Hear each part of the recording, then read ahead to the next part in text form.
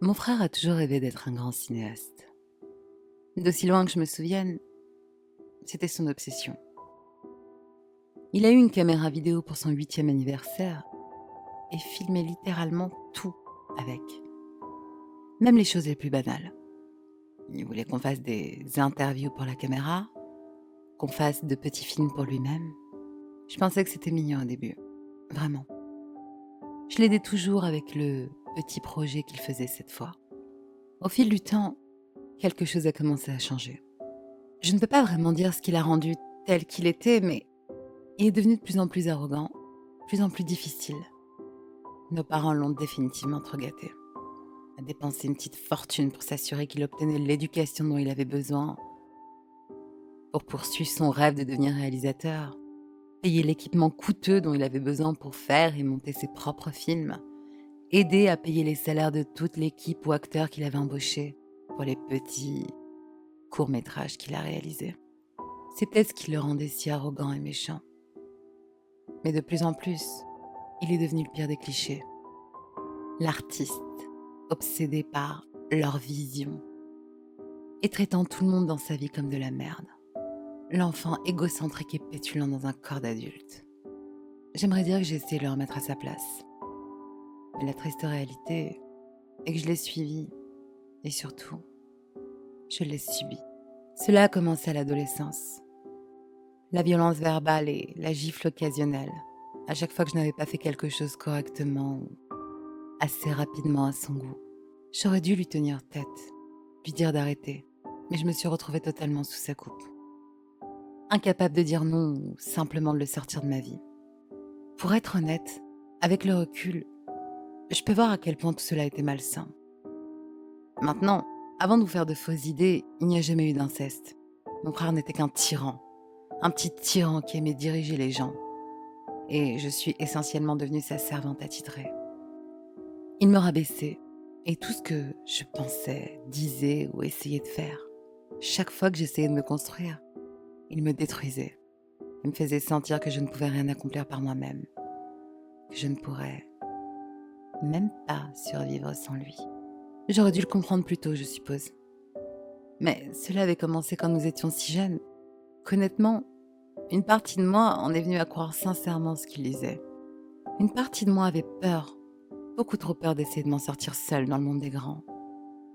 J'ai supporté les intimidations et les railleries constantes de mon frère et les demandes de plus en plus aiguës et colériques parce que j'avais peur d'être seule, d'être coupée de la seule famille qui me restait. Nos parents étaient décédés à ce stade et nous n'avions aucun contact avec le reste de la famille. Sans mon frère, je serais toute seule. Sa présence autoritaire dans ma vie m'avait empêchée de me faire de vrais amis et l'idée d'essayer de me construire une vie par moi-même me terrifiait. Alors j'ai fait ce qu'on m'a dit. Il disait Johan, apporte-moi du café. et je traversais la ville en voiture jusqu'au Starbucks qu'il aimait pour lui ramener son café. Il disait qu'il avait besoin de figurants et je consacrais des semaines de ma vie à l'organisation et à la réalisation d'interviews. Il exigerait un équipement cher et je dépenserais ce qu'il en coûterait pour l'obtenir. C'était ma vie maintenant, l'assistante femme de chambre de mon frère. Le sujet des courts-métrages et des mini-documentaires de mon frère était devenu de plus en plus sombre et surréaliste au fil des ans. Il créait des petites pièces courtes, étranges, effrayantes, conçues uniquement pour perturber et effrayer. Ou parfois, juste ceux qui étaient si bizarres, si totalement dépourvus d'intrigue, de logique ou de raison, qu'il était impossible de dire ce qu'il essayait de réaliser ou de transmettre avec eux. Ces documentaires étaient à peu près les mêmes. Soit il filmait sur les crimes de gang, les tueurs en série et les viols, soit il créait des scènes décousues. Il a un jour filmé un chien affamé et blessé dans la rue pendant plusieurs heures. Juste filmé, qu'il avait du mal à bouger, à respirer. Je viens de filmer la douleur de la chose. C'était sa phrase. Certaines nuits, quand je descendais chercher un verre d'eau, je le voyais assis dans le salon dans le noir, en train de regarder ses films qu'il faisait. Il avait les yeux rivés sur l'écran. Et puis un jour, il m'a parlé de ce que devait être son nouveau film. Il s'est avéré qu'il avait commencé à entendre des histoires d'une légende urbaine dans l'industrie cinématographique. Ce n'était pas quelque chose dont on parlait ou qui était largement reconnu, et les gens qui en parlaient semblaient toujours le faire avec une certaine nervosité et paranoïa, comme s'ils craignaient que même le fait de le mentionner soit dangereux. Ça s'appelait Better Films. Soi-disant, c'était un studio où un individu avait des films incroyablement étranges. Aucun de ceux à qui nous avons parlé et qui admettraient avoir regardé une production de Better Films n'entrait dans les détails de ce qui se trouvait sur les bandes. Et les films étaient uniquement disponibles sur VHS, à partir de ce que nous avions découvert. Mais tous semblaient être incroyablement troublés par ce qu'ils avaient vu. L'un d'eux était allé jusqu'à retirer de sa maison tout ce qui pouvait parler de la vidéo ou de l'audio. Un gars qui tenait un petit magasin de DVD et de vidéos nous a dit qu'il n'avait rencontré qu'une seule fois des représentants de Better Films. 2 hommes vêtus de costumes rouges. Il les avait décrits comme ayant l'air d'avoir été mutilés et a affirmé qu'il manquait un œil et une oreille à l'un, tandis que l'autre avait une main et son nez en moins, que les cicatrices autour de ses blessures semblaient abominables. Il lui avait donné une carte de visite sur laquelle il n'y avait rien d'autre que le logo, une sorte de dessin caricatural et enfantin d'un visage renfrogné. Et le slogan « Faire de meilleurs films pour un meilleur public », ainsi qu'une adresse de site web où il prétendait qu'ils pouvaient acheter leur titre pour son magasin s'ils souhaitaient aider à soutenir l'art indépendant. Il avait vérifié, s'attendant à une sorte de truc étrange, artistique en noir et blanc. Il avait à la place trouvé un site plein de clips étranges et déroutants qui le laissaient perplexe et qui ne fournissait aucun moyen clair de commander quoi que ce soit. Il a dit que toute la page web semblait être en japonais. Et pourtant, une semaine plus tard, un sac poubelle noir était sur le perron de sa boutique. Et à l'intérieur, se trouvaient plusieurs bandes, toutes avec le logo Better Films sur leur étiquette. Nous lui avons demandé s'il avait toujours les cassettes et mon frère en particulier insistait pour que nous les regardions. L'homme a refusé. Et mon frère lui a proposé des sommes d'argent de plus en plus importantes pour acheter ou emprunter une des cassettes. Enfin, l'homme a juste levé un doigt sur les lèvres de mon frère avant de parler. Maintenant, écoutez-moi bien, mon garçon. J'ai vu ton type. Je connais le regard que tu as dans les yeux en ce moment. Je reçois beaucoup plus de cinglés ici, parcourant la section pour adultes, me demandant si j'ai quelque chose de plus fort. Je sais ce que tu cherches. Je sais ce que tu penses. Alors je vais te dire ça, et ensuite tu vas quitter mon magasin. Ce qu'il y a sur ces cassettes, ce n'est pas juste une sorte de petit frisson d'illégalité pour un chien en manque, essayant de se trouver un snuff movie. Ce qu'il y a sur ces cassettes ne ressemble en rien à ce que tu peux imaginer. Ce qu'il y a sur ces cassettes est pire. Et je ne les vends ni les loue à personne. Surtout pas un petit pervers idiot avec plus d'argent que de bon sens. Mon frère est parti fou de rage. Et moi, je trottinais derrière lui. En partant, le propriétaire du magasin m'a appelé. Je me tournai pour le voir me regarder, avec une expression d'inquiétude sincère sur son visage maintenant. Vous voulez mon conseil? Restez loin de lui, mademoiselle. Les choses qu'il cherche, vous ne voulez rien avoir à faire avec. Je suppose que j'aurais dû suivre son conseil. Mais à ce stade, je doute qu'il y ait quoi que ce soit qui puisse me convaincre d'abandonner mon frère, tant l'emprise qu'il avait sur moi était grande. Et j'ai donc continué à l'aider, alors qu'il creusait de plus en plus profondément le mystère de Better Films. On a réussi à recoller quelques trucs. La première rencontre que quelqu'un semble avoir eue avec son travail semble avoir eu lieu au milieu des années 60. Une personne à qui nous avons parlé a affirmé qu'il connaissait quelqu'un qui avait joué dans un film pour eux au milieu des années 70. Une star du porno qui avait été embauchée juste après le tournage d'un film. Et qui était porté disparu depuis près de 7 mois. Il revenait avec beaucoup d'argent et beaucoup de cauchemars. Un autre a déclaré que la société remontait encore plus loin. Qu'il y avait eu quelque chose appelé Better Production avant même qu'il n'y ait eu de film muet. Elle a dit que sa mère lui avait raconté des histoires qu'elle avait entendues de sa grand-mère, qui les avait entendues elle-même de sa grand-mère. Des trucs effrayants sur une artiste du nom d'Elizabeth Walker. Nous avons même trouvé quelqu'un qui prétendait avoir grandi en regardant une émission télévisée que Better Films avait réalisée. Sunshine Street. Elle a dit qu'il avait été appelé et elle n'arrêtait pas de dire à quel point c'était étrange. Et comment elle s'était toujours souvenue de ce logo. C'était la première chose qui lui était venue à l'esprit quand elle avait entendu le nom. Elle a dit que cela la faisait toujours flipper.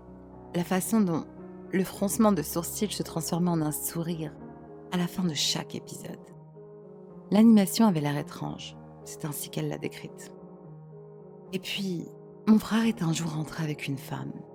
Une femme qui, selon lui, était une productrice qui travaillait chez Better Films. J'étais abasourdie. Malgré tout le travail que nous y avons mis, je ne m'attendais pas à ce que nous arrivions à quelque chose. Pour être honnête, j'étais à peu près convaincue que tout cela n'était qu'une histoire de fantôme, qu'il n'y avait jamais eu un Better Films.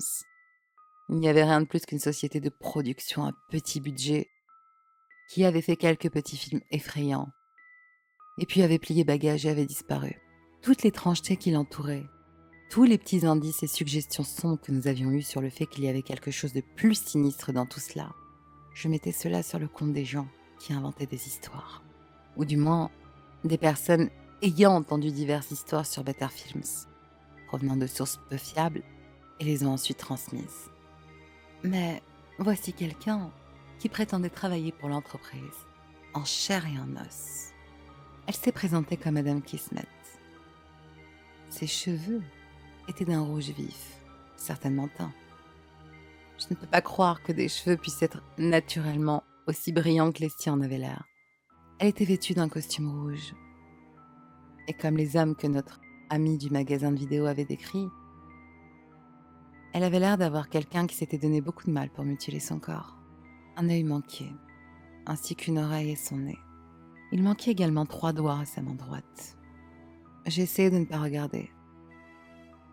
Mais tout cela semblait avoir été fait si grossièrement, si violemment, que cela m'a fait grimacer. Elle et mon frère parlèrent longuement. Je n'étais pas autorisée à écouter ou à participer à tout ce dont ils parlaient. Mais après un moment, ils sont sortis du salon et mon frère a demandé à parler seul avec moi pendant un moment. Il m'a dit qu'il avait convaincu la femme de le laisser venir au tournage d'un des films de Better Films et de rencontrer le réalisateur responsable de leur travail pour réellement interviewer des personnes qui ont travaillé au plus haut niveau de cette société de production et obtenir la vraie histoire de ce qu'elles ont fait. Cependant, pour garantir cela, il avait dû offrir à la femme une forme de paiement, a-t-il dit. Et ce paiement lui permettait de passer une nuit avec moi, où je ferais tout ce qu'elle voulait. J'aurais dû le gifler. Je voulais le frapper. Au lieu de cela, j'ai juste crié. Je lui ai dit que c'était trop, que je n'allais pas le laisser me vendre comme sa propriété personnelle, comme une esclave.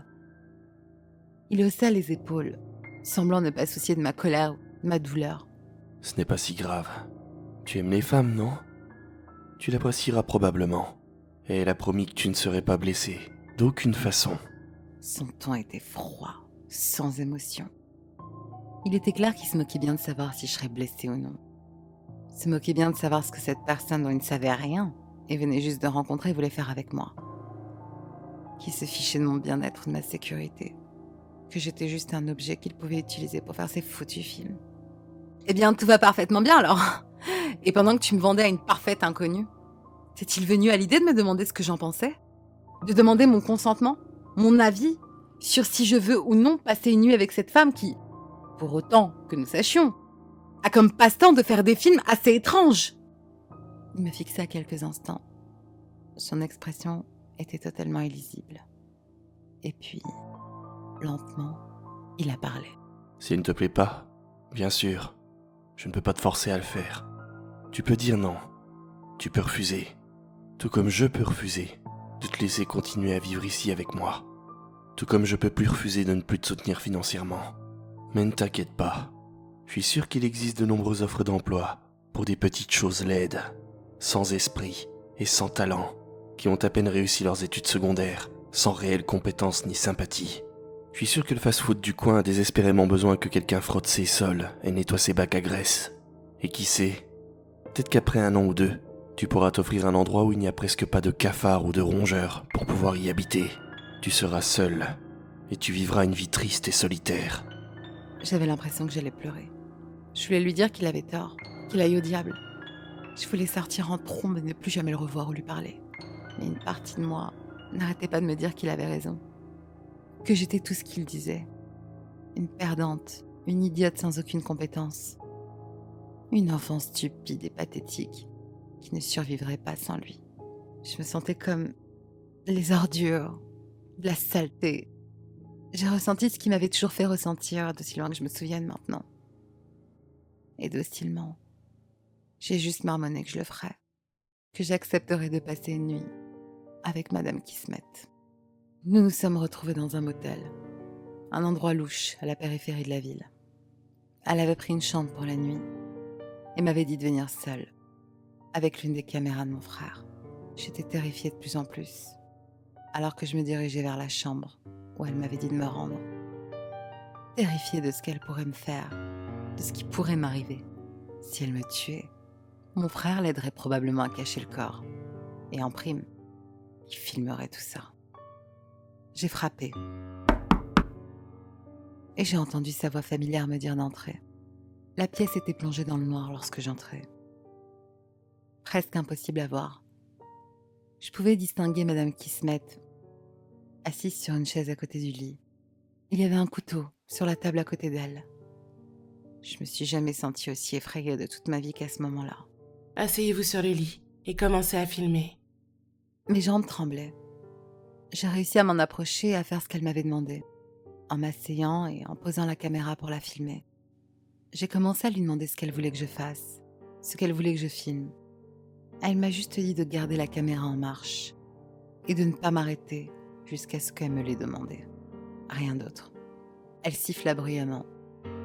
Et de la salle de bain, un chien sortit en boitant. On aurait dit qu'il n'avait pas été nourri depuis des jours. Il était tout maigre.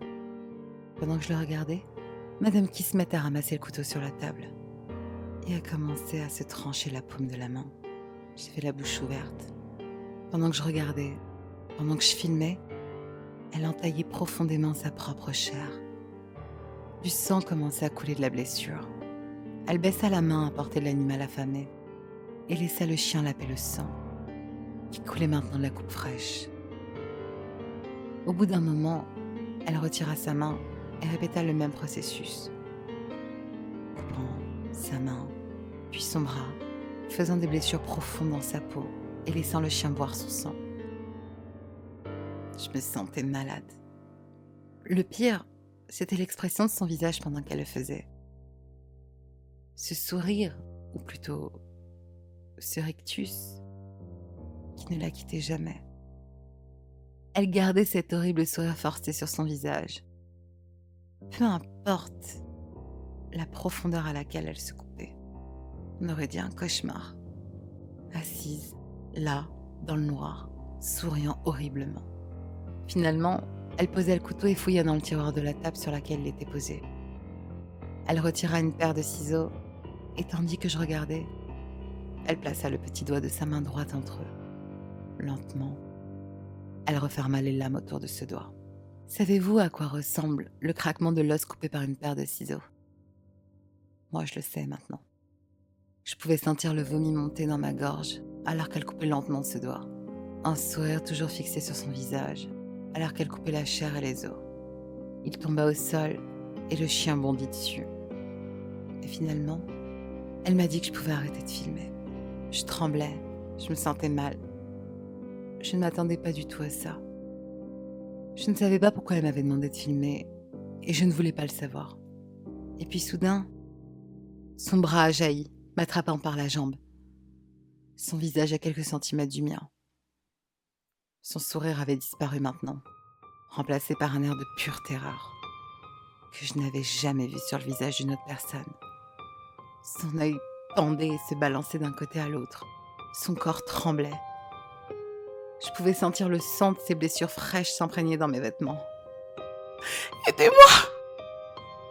Les mots étaient désespérés, prononcés comme si cela lui faisait mal de les dire, sortant comme un gémissement brisé et pathétique. « Pour l'amour de Dieu, s'il te plaît, elle va tous nous tuer. Tu ne comprends pas. Tu ne comprends pas. Elle va tous nous tuer. Elle va tous nous tuer. Elle est... Et puis elle s'est arrêtée. Ses mots coupés. Un petit cri de douleur s'échappa d'elle, comme si quelqu'un l'avait attrapée à la gorge. Et c'est là que j'ai réalisé que nous n'étions pas seuls dans cette pièce. Debout, dans le noir, dans un coin de la pièce, se trouvait une autre femme. Elle était vêtue d'un smoking, avec un masque en latex blanc centré sur son visage. Il n'y avait pas de trou pour les yeux dans le masque, et pourtant, d'une manière ou d'une autre, alors qu'elle se tenait là, immobile dans le noir, j'ai senti qu'elle nous regardait, qu'elle puisse nous voir, qu'elle puisse me voir, qu'elle m'étudiait attentivement, me surveillant de très près. J'avais plus peur que jamais. Cette femme immobile au masque blanc, qui se tenait silencieusement dans l'obscurité, faisait dresser les poils de ma nuque. Je devais sortir de cette pièce.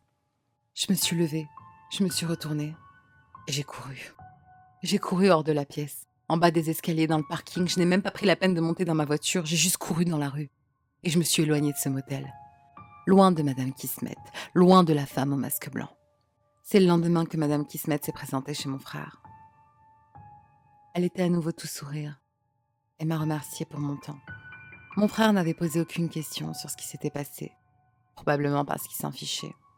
Et il était heureux d'apprendre que Madame Kismet allait maintenant lui organiser une rencontre avec le réalisateur, sur le plateau de la production en cours sur laquelle il travaillait en ce moment. Kismet a bien précisé que cette invitation était réservée à mon frère, ce qui lui convenait parfaitement. Il m'a dit de rester à la maison et de travailler sur le montage des images que nous avions jusqu'à présent, et a dit qu'il reviendrait dès que possible avec les interviews du réalisateur et des acteurs impliqués dans le dernier film de Better Films. Il rayonnait, visiblement heureux d'avoir réussi, que maintenant, il finirait son film avec des images réelles de ce que Better Films a fait. Autant je le détestais, autant je voulais lui dire de ne pas y aller. D'une certaine manière, j'avais peur pour lui. J'étais inquiète de ce qui pourrait arriver. C'était un salaud, mais c'était mon frère. Malgré tout, j'ai gardé ma bouche fermée et l'ai laissé partir avec Madame Kismet en attendant son retour. Et j'ai attendu et attendu. Après plusieurs heures, j'ai commencé à m'inquiéter. Comme il n'était pas revenu à la fin de la journée, j'ai appelé la police. Ils m'ont dit que je devais attendre quelques jours pour déposer un rapport de personnes disparues. Ils m'ont dit de ne pas m'inquiéter, que la plupart du temps, les gens reviennent bien avant que ce temps soit écoulé. Mon frère ne l'a pas fait. Et donc je suis allée voir les flics et je leur ai parlé de lui, de ce sur quoi il travaillait, de Madame Kismet. Je leur ai décrit et je leur ai parlé de Better Films, qu'elles ils ont réagi avec scepticisme. Je ne peux pas dire que je les blâme. Je leur ai parlé de la femme au masque blanc et ils m'ont regardé comme si j'étais folle. Encore une fois, je ne peux vraiment pas leur en vouloir. Tout cela était si bizarre et troublant que je ne sais pas si je l'aurais cru, si quelqu'un m'en avait parlé. Ils m'ont dit qu'ils examineraient la question et qu'ils me tiendraient au courant sur tout le développement de l'affaire, sur tout ce qu'ils réussiraient à trouver.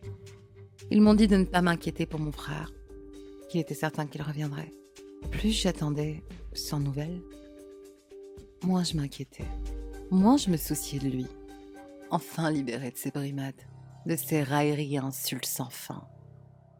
Je me suis retrouvée à devenir plus confiante, plus assurée. J'ai commencé à sortir, j'ai commencé à parler aux gens, faire des amis. J'ai même rencontré une fille dans un petit bar non loin de la maison de mon frère. J'ai commencé à passer plusieurs entretiens d'embauche. J'ai commencé à me sentir bien dans ma peau, à me regarder dans le miroir et à ne pas me sentir comme de la merde pour une fois. Je me sentais heureuse. En fait, heureuse pour la première fois depuis très longtemps. Je sentais que j'avais de la valeur et que je pouvais m'en sortir par moi-même. Un colis est arrivé il y a quelques mois. Il n'y avait pas de cachet, pas d'adresse et rien d'écrit dessus. Juste un paquet marron, laissé sur le pas de la porte de chez mon frère.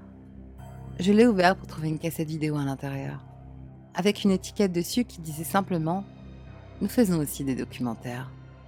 J'étais inquiète maintenant, nerveuse et curieuse à la fois, ne voulant pas savoir ce qu'il y avait sur la bande, ayant besoin de le savoir en même temps.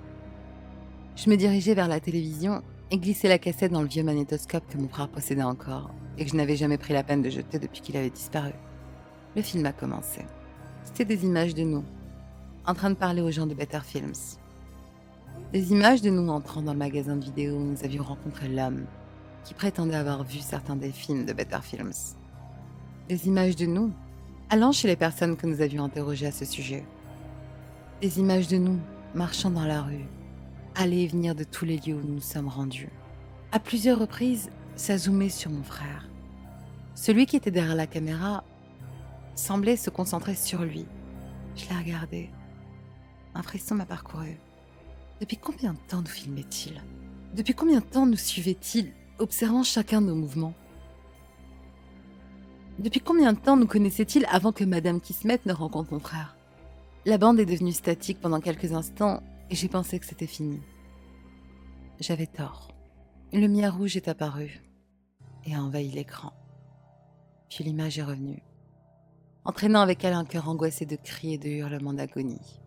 Sur l'écran, c'était mon frère.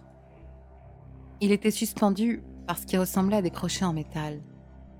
Des crochets en métal rouillé. Son corps suspendu à eux dans un véritable labyrinthe de fils de rasoir. Le fil enroulé autour de son corps, coupant sa chair, semblant bouger comme des serpents de métal. Celui qui manipulait le fil était hors écran, mais les effets étaient très clairs. Il lui manquait une main, une jambe et ses oreilles. Sa bouche était grande ouverte. Les cris étaient partout. Leur source n'était pas visible. Mais je pouvais entendre ce qui ressemblait à des dizaines de voix criant toutes avec lui, hurlant toutes et hurlant de douleur. Ses yeux étaient écarquillés, terrifiés. Son corps sursautait, se contractait alors qu'il criait les mêmes mots encore et encore. Les deux mêmes mots. Aide-moi. Je suis restée là, à regarder la scène pendant un moment. Mon frère piégé quelque part, dans ce qui semblait être un enfer privé sur Terre. À savoir ce que ces gens lui ont fait d'autre pour des raisons que je ne saurais probablement jamais. Je me dirigeais vers le plateau. J'ai éteint la cassette. J'ai débranché le magnétoscope et la télé. Et sachant que je ne mentionnerai jamais cette cassette à quelqu'un que je connaissais, je me suis murmuré quelques mots. Non, je ne le ferai pas, cher frère. Et j'ai brûlé la bande. À ce jour, mon frère n'a jamais été retrouvé.